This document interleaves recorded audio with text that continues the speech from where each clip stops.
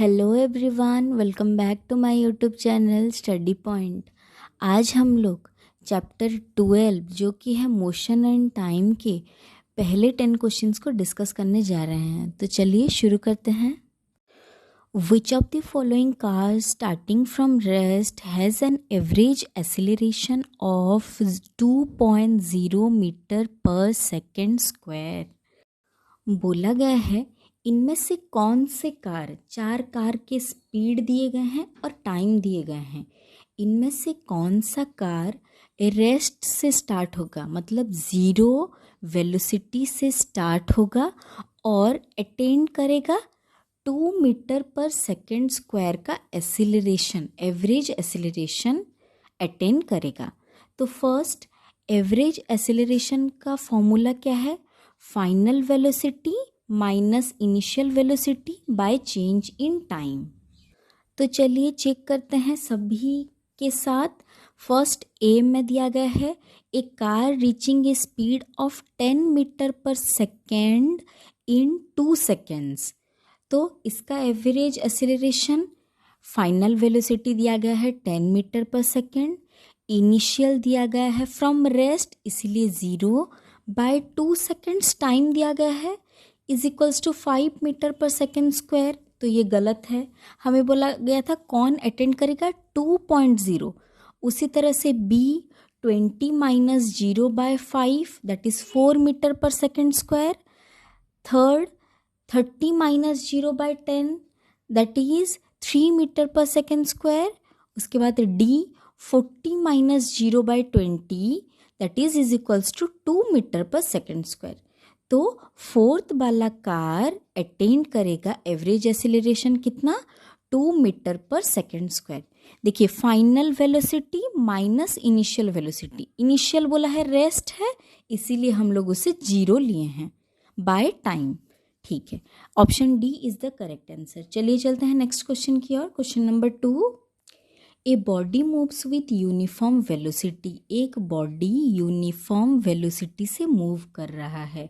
Which of the following option so here is a graph of velocity against time for this motion. इनमें से कौन सा graph उसको show करता है, हमें चूज करना है। फर्स्ट वेलोसिटी का मतलब क्या है? The velocity of an object can be defined as the rate of change of object's position. Position of object कितना चेंज हुआ है with respect to the frame of reference. Reference मतलब वो कहाँ से शुरू किया है, एंड द टाइम, टाइम के साथ उसके पोजिशन में कैसे कैसे चेंज आया है with reference to the starting point that is called as velocity। उसके बाद देखिए क्वेश्चन में बोला गया है यूनिफॉर्म वेलोसिटी। यूनिफॉर्म वेलोसिटी का मतलब क्या होगा? Equal displacement in equal interval of time. जैसे जैसे टाइम बढ़ रहा है वैसे वैसे ही उसका पोजीशन में चेंज बढ़ रहा है। Equal distance in equal interval of time हुआ। उसके बाद so the body is moving with uniform velocity. Question में बोला गया है its direction of motion and speed do not change. अगर एक बॉडी यूनिफॉर्म वेलोसिटी से मूव कर रहा है तो उसका direction of motion and speed change नहीं होगा। क्योंकि स्पीड चेंज नहीं होगा, equal distance in equal interval. अगर स्पीड चेंज होगा तो फिर टाइम के साथ अलग अलग स्पीड दिखाएगा तो वो तो सही नहीं होगा। इसीलिए hence the velocity time graph will be a straight line parallel to the time axis. Time axis है एक्स एक्सिस, तो एक्स एक्सिस के साथ एक लाइन पैरेलल होगा और इसमें वेलोसिटी कांस्टेंट एंड यूनिफॉर्म बोला गया है। तो option B is the correct answer, second का ऑप्शन बी। चलिए चलते हैं नेक्स्ट क्वेश्चन की ओर। Question number 3, Sunil and Rohit start at one end of a street. Street के एक एंड से इन दोनों ने शुरुआत की, द ऑरिजिन जिसे हम बोलेंगे, and run to the other end, then head back. A point से शुरू करके वो लोग पहले बी पॉइंट तक गए एंड फिर बी पॉइंट से ए पॉइंट की तरफ वापस रन करना शुरू किए। On the way back Sunil is ahead of Rohit. जब वो लोग वापस आ रहे हैं तो सुनील आगे है रोहित से। Which statement is correct about the distance run and the displacement from the origin before reaching the origin? इनमें से कौन सा स्टेटमेंट डिस्टेंस के लिए सही है और डिस्प्लेसमेंट के लिए सही है? तो चलिए देख लेते हैं। फर्स्ट बात, डिस्टेंस क्या है? The complete length of path और the actual distance covered between two points is called distance. हम लोग पूरा टोटल पाथ जितना कवर किए हैं, एक्चुअल डिस्टेंस, जैसे जैसे हम लोग गए हैं एक पॉइंट से दूसरी पॉइंट की तक, उससे हम लोग डिस्टेंस बोलते हैं। Distance can not be negative और जीरो। अगर हम लोग अपने घर से अपने स्कूल तक गए हैं, उससे हम लोग बोल सकते हैं कि हम लोग -5 किलोमीटर ट्रैवल किए हैं या 0 किलोमीटर ट्रैवल किए हैं। नहीं, ये हमेशा पॉजिटिव में ही रहेगा। डिस्टेंस इज ऑलवेज पॉजिटिव क्योंकि हम लोग उसे ट्रैवल किए हैं। उसके बाद डिस्प्लेसमेंट क्या है? It is the shortest distance between the origin and the end point. हमारे ऑरिजिन मतलब स्टार्टिंग पॉइंट और एंडिंग पॉइंट के बीच में अगर हम लोग एक स्ट्रेट लाइन ड्रॉ कर पा रहे हैं और शॉर्टेस्ट पाथ, सबसे छोटा वाला path, that is the displacement. Displacement can be positive, negative और जीरो। अगर हम लोग ओरिजिन से शुरू करके फिर वापस अपने ओरिजिन तक आ जा रहे हैं तो डिस्प्लेसमेंट इज़ जीरो क्योंकि हम जहाँ थे वहीं हैं। उसके बाद अगर हम लोग अपने स्कूल से फिर वापस आते समय ओरिजिन को क्रॉस करके दूसरी तरफ चले जा रहे हैं तो डिस्प्लेसमेंट कैन बी नेगेटिव और पॉजिटिव भी हो सकता है। हुआ? तो अभी क्वेश्चन में देखते हैं ऑप्शंस को। मैंने फिगर ड्रॉ करके आप लोगों को दिखाने का कोशिश किया है। एस सुनील और आर है रोहित के लिए। देखिए, पहले उन लोगों ने ओरिजिन से शुरू किया, एंड पॉइंट तक गए, फिर एंड पॉइंट से वापस ओरिजिन की तरफ ट्रैवल करना शुरू किए और वापस आते समय सुनील रोहित से आगे है, जैसे कि क्वेश्चन में बोला गया है। तो देखिए, डिस्टेंस ट्रैवल्ड एक्चुअल पाथ है, तो सबसे ज़्यादा इन दोनों में डिस्टेंस कौन ट्रैवल किया? तो सुनील ट्रैवल किया क्योंकि वो ओरिजिन से एंड पॉइंट तक भी गया है और एंड पॉइंट से वापस आते समय वो आगे है। तो सुनील का डिस्टेंस ज़्यादा है क्योंकि डिस्टेंस है एक्चुअल पाथ। उसके बाद डिस्प्लेसमेंट क्या है? डिस्प्लेसमेंट किसका ज़्यादा होगा?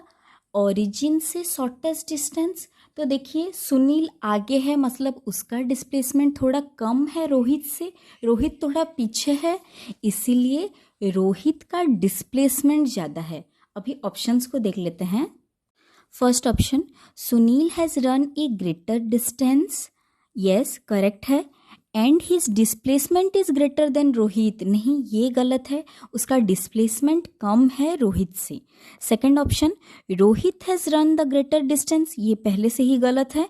And displacement is greater than Sunil, ये भी गलत है। Option C, Sunil has run a greater distance, ये करेक्ट है। But his displacement is lesser than Rohit, ये स्टेटमेंट सही है। Option C is the correct answer for answer question number 3। चलिए चलते हैं नेक्स्ट क्वेश्चन की ओर। Question number 4, Which of the following statement is correct for a particle traveling with constant speed along a straight road? एक particle और body जो कि constant speed में एक ही डायरेक्शन में चलते जा रहा है। Due to the constant speed, अगर उसका स्पीड कांस्टेंट है, there is no difference between the starting velocity and ending velocity. क्योंकि वो कांस्टेंट स्पीड मेंटेन कर रहा है तो उसका वेलोसिटी स्टार्टिंग में और एंडिंग में सेम रहेगा क्योंकि स्पीड कांस्टेंट है। So the acceleration will be zero. ऐसे बॉडी का इनिशियल माइनस स्टार्टिंग जीरो हो गया, acceleration is the final velocity minus initial. दोनों अगर सेम है, दोनों ही 30 है, तो 30 माइनस 30 दैट इज जीरो, तो इसका एक्सीलरेशन हो जाएगा zero. Hence the particle is having no acceleration और जीरो एक्सीलरेशन। अभी ऑप्शंस को देखते हैं। Option A, its position remain constant at time passes. Position कैसे कॉन्स्टेंट रहेगा, ये तो बोला है ये सेम स्पीड में ट्रैवल कर रहा है। ऑप्शन एक incorrect. It covers equal distance in unequal interval of time, ये भी गलत है। स्पीड कांस्टेंट है बोला है, तो equal distance in equal interval of time. Third, its acceleration is zero. Option C is the correct answer for question number 4। तो option C हो जाएगा आपका करेक्ट आंसर। चलिए चलते हैं नेक्स्ट क्वेश्चन की ओर।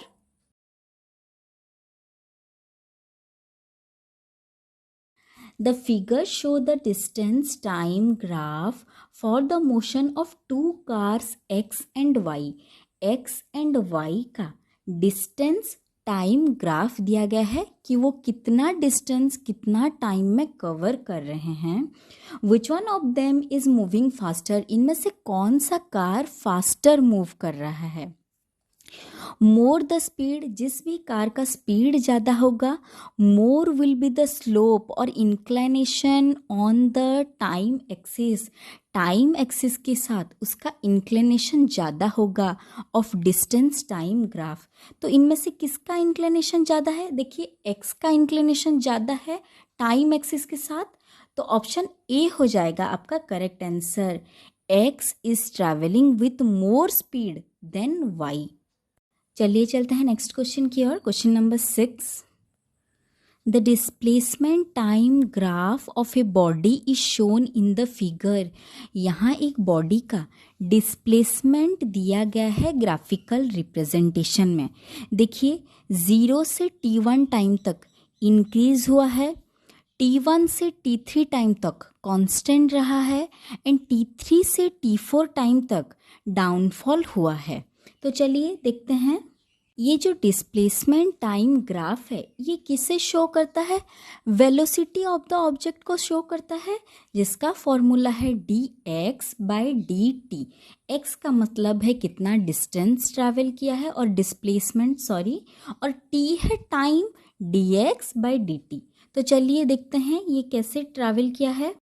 देखिए फर्स्ट t0 से t1 तक slope is positive with constant magnitude. उसके बाद t1 से t3 तक स्लोप इज 0, कोई चेंज नहीं है, और t3 से t4 तक स्लोप इज नेगेटिव क्योंकि नीचे की तरफ आया है। तो अभी ग्राफ देख लेते हैं।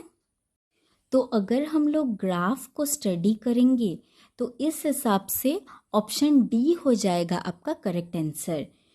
तो option D is the correct answer question number 6 के लिए। चलिए चलते हैं नेक्स्ट क्वेश्चन की ओर। Question number 7, the displacement time graph of two bodies A and B shown in the figure.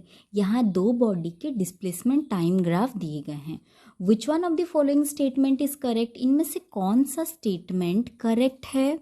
तो जैसे कि हम लोगों ने ग्राफ में देखा, ये एक डिस्टेंस टाइम ग्राफ है, डिस्टेंस की जगह पे डिस्प्लेसमेंट होना था, नोट्स में गलत लिखा गया है। डिस्प्लेसमेंट टाइम ग्राफ है जिसमें कि ऑब्जेक्ट बी और body B has already covered 20 meter distance while A is at origin. A जब स्टार्टिंग पॉइंट में ही खड़ा है, बी तब तक 20 मीटर कवर कर चुका है। देखिए फिगर में 20 मीटर कवर कर चुका है। उसके बाद body A will always be behind B by 20 metre. तो जितना भी ये लोग आगे बढ़ते हुए जाएंगे तब भी ए तो 20 मीटर बिहाइंड ही रहेगा बी के, as both A and B are moving at constant velocity, क्योंकि हमें बोला गया है दोनों के वेलोसिटी सेम है। तो ए हमेशा बी के पीछे ही 20 मीटर रहेगा। तो इनमें से ऑप्शंस कौन सा होगा, A is moving faster than B, गलत, दोनों सेम मूव कर रहे हैं सेम वेलोसिटी से। B is moving faster than A, ये भी गलत है। B is always 20 meter behind A, नहीं, बी आगे है। तो ऑप्शन डी हो जाएगा आपका correct, A is always 20 meter behind B. चलिए चलते हैं नेक्स्ट क्वेश्चन की ओर। Question number 8, which one of the following statement is incorrect, इनमें से कौन सा स्टेटमेंट इनकरेक्ट बोला गया है। First, A non-uniform motion appear as a curved line on the distance time graph. ये statement correct है. The distance time graph of a non-uniform, uniform बोला होता तो स्ट्रेट लाइन होता. Non uniform motion is a curved line as it covers unequal distance in equal interval of time. क्योंकि उसका speed बार बार change हो रहा होगा, इसीलिए वो एक कर्व्ड लाइन होगा. Second statement, a water clock can be use to determine the time interval that has passed. एक वाटर क्लॉक को हम लोग यूज़ कर सकते हैं कि कितना टाइम पास हुआ है बोल के. ये स्टेटमेंट भी करेक्ट है. A water clock use to rate at which water drips from one vessel to another to measure the time interval. Galileo Galilei proved that the motion of pendulum is periodic. ये statement भी correct है.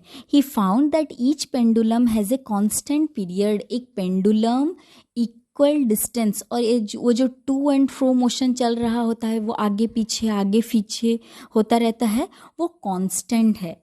ये proof किए थे किन्होंने? Galileo Galilei. उसके बाद option D, the direction of motion and speed of a body is non uniform motion and motion do not change. ये incorrect है. A body is said to have non uniform motion if its velocity change with time. उसका velocity change हो रहा होगा.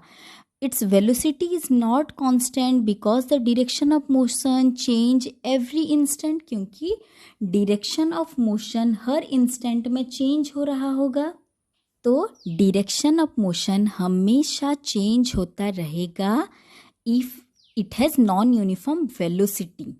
तो option D हो जाएगा आपका करेक्ट आंसर. चलिए चलते हैं नेक्स्ट क्वेश्चन की ओर. Question number 9. A car at 7:30 a.m. is moving at a constant speed of 4 km per minute. 7:30 a.m. से बॉडी मूव करना शुरू किया है और उसका स्पीड क्या है? वो 4 किलोमीटर 1 मिनट में कवर कर रहा है. And an odometer reading recorded is 28,568 kilometre. उसका जो डिस्टेंस ट्रैवल गाड़ी का है, उसका रीडिंग क्या है जब उसने ओरिजिन स्टार्ट किया है? 28,568 किलोमीटर रीडिंग है. What would be the odometer reading at 9:15 AM? तो 7:30 से 9:15 AM तक उस बॉडी ने कितने डिस्टेंस कितने टाइम में कवर किया है? स्पीड बोला गया है कांस्टेंट है 4 किलोमीटर पर मिनट, तो हम अभी निकाल पाएंगे. At 7:30 AM the odometer reading of the car is 28,568 kilometre और स्पीड दिया गया है 4 किलोमीटर पर मिनट.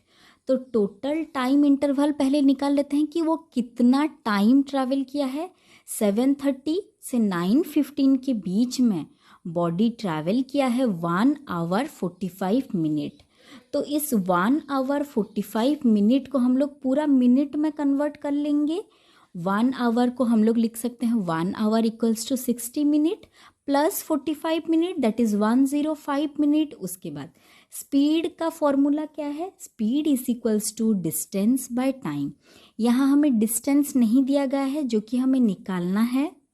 स्पीड दिया गया है 4 और टाइम दिया गया है 105 मिनट. तो स्पीड के जगह पे हम लोगों ने 4 लिख लिया, डिस्टेंस को हम लोगों ने x ले लिया और टाइम की जगह पे 105 मिनट. तो 105 इक्वल टू के इस तरफ डिवाइड हुआ है तो वहाँ जाके मल्टीप्लाई हो जाएगा. 4 into 105 is equals to 420 kilometre. तो उसने टोटल डिस्टेंस कितना ट्रैवल किया है? 420 किलोमीटर ट्रैवल किया है 105 मिनट में. तो रीडिंग क्या आएगा ओडोमीटर का? जितना रीडिंग था plus 420 that is equals to 28,988 kilometer, जो कि है option B is the correct answer. चलिए चलते हैं नेक्स्ट क्वेश्चन की ओर. Question number 10. 2 pendulums of different length have bob of different weight as shown in the diagram. 2 pendulum bob different weight के, एक है 20 kg और एक है 50 kg, दोनों को हैंग किया गया है. With reference to these two pendulums, इन दोनों पेंडुलम्स को देखते हुए आइडेंटिफाई द करेक्ट स्टेटमेंट। देखिए ये जो दो पेंडुलम हैं एक एक धागे से बंधे हुए हैं। उस एक धागे का लेंथ है 30 मीटर और दूसरे का है 18 metre. The time period of a simple pendulum increase with increase in the length of the pendulum. जिस पेंडुलम जितना लंबा धागा होगा और उसका टाइम पीरियड उतना ही ज़्यादा होगा। And it is independent of the mass hanging to the string. उसके मास से, उस पेंडुलम के मास से उसका कोई लेना देना नहीं होगा। वो किसके ऊपर डिपेंड करेगा? वो जो स्ट्रिंग से बंधा हुआ है और धागे से बंधा हुआ है। तो देखिए pendulum A has a higher time period than pendulum B, क्योंकि पेंडुलम ए का जो स्ट्रिंग है वो लंबा है पेंडुलम बी से। अभी देख लेते हैं ऑप्शंस में क्या क्या दिया गया है। देखिए pendulum A has a higher time period than pendulum B, first वाला ही सही है।